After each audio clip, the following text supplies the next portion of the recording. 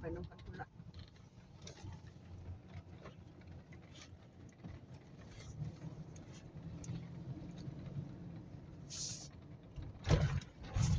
สายลุยเด้อนี่เด้อ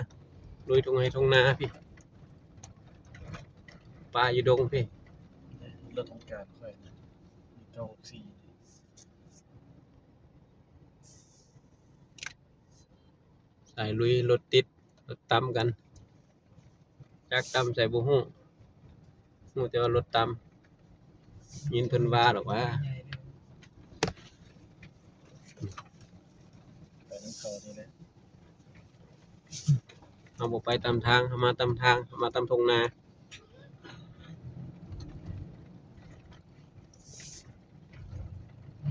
เอาเนาะหักพันสิบ่มาแล้วแฮงจุบุลุยคือเฮานี่สั่งกันนะต่อแถวอยู่พุ่นละเพราะว่ามื้อนี่มันได้โปะได้เศร้าแน่ซะเนาะยามมันสิบ่ทันเจ้าหันเดี๋ยวโทรหามันไปน้อยเว้ยปัญญาบัดสิแม่รู้สึกว่าที่นี่คือสิทำยากถ้าว่างแล้วแค่นั้นบ่ว่างแล้วก็แล้วตามกันรถตามกันบ่ฮู้ว่าตามอยู่ซิเด้อ